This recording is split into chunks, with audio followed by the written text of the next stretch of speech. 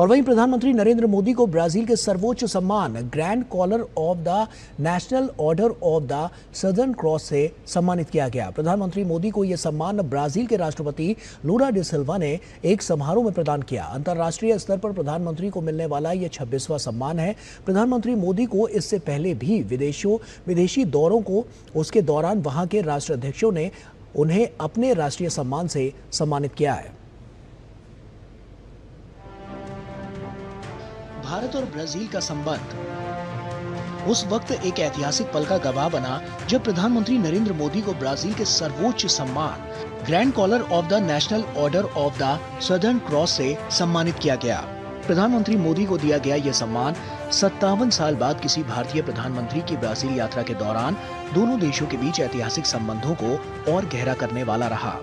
राष्ट्रपति जी द्वारा मुझे ब्राजील के सर्वोच्च राष्ट्रीय सम्मान से विभूषित किया जाना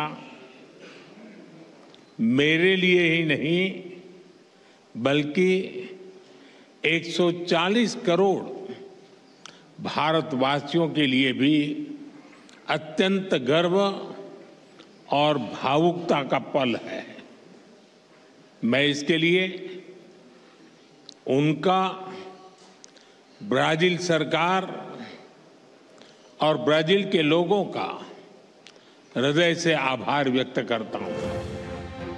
इससे पहले पिछले दिनों ही प्रधानमंत्री नरेंद्र मोदी को त्रिनिदाद टोबैगो में वहां के सर्वोच्च नागरिक सम्मान order of the Republic of Trinidad Tobago और घाना में वहां के राष्ट्रीय award the officer of the Order of the star of घाना से सम्मानित किया गया। मैं इस सम्मान को 140 करोड़ भारतीयों की ओर से विनम्रता के साथ स्वीकार करता हूं। यह सम्मान मैं हमारे युवाओं की आकांक्षाओं को,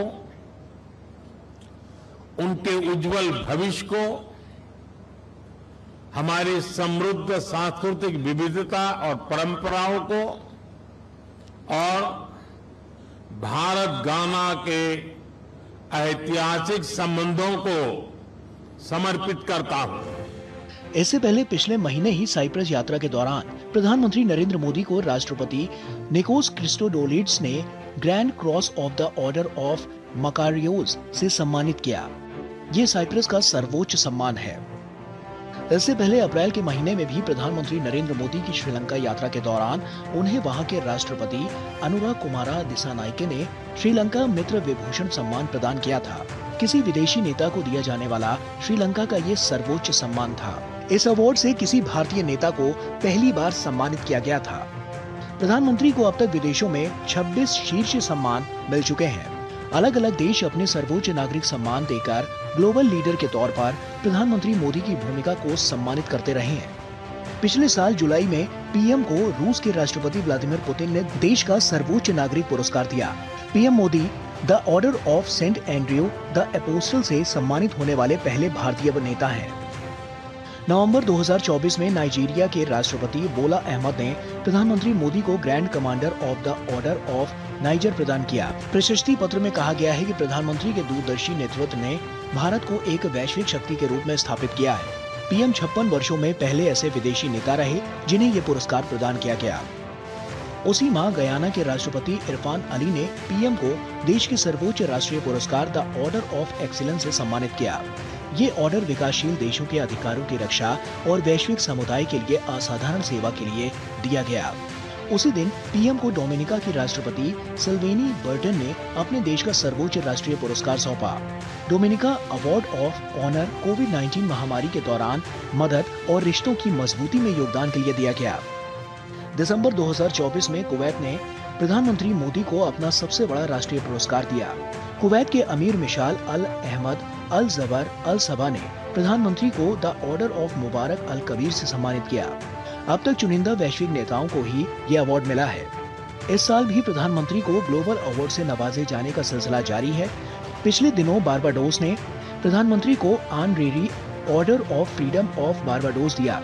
वहां की राष्ट्रपति ने यह पुरस्कार प्रदान किया, जिसे प्रधानमंत्री की ओर से विदेश राज्य मंत्री पवित्रा मार्गरीटा ने प्राप्त किया।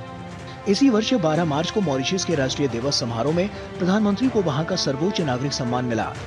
राष्ट्रपति धर्मवीर गोकुल ने प्रधानमंत्री को grand commander of the Order of the star and की ऑफ द इंडियन ओशन प्रदान किया। किसी भारतीय को पहली बार ये सम्मान प्राप्त हुआ है। इन अवार्ड्स और ग्लोबल लीडर के तौर पर शोहरत के पीछे सबसे बड़ी वजह है प्रधानमंत्री का विजन, संपूर्ण मानव जाति के कल्याण और शांति संवाद का विजन। संघर्ष ही नहीं, पर्यावरण संकट और आतंकवाद जैसी वैश्विक चुनौतियों को लेकर भी प्रधानमंत्री का संदेश साफ है। समाधान के लिए सब साथ आएं, मिलकर प्रयास करें। आधुनिक तकनीक हो या विकास की डगर, प्रधानमंत्री ग्लोबल साउथ सहित सबको साथ लेकर आगे बढ़ने पर बार बार बल देते रहे हैं।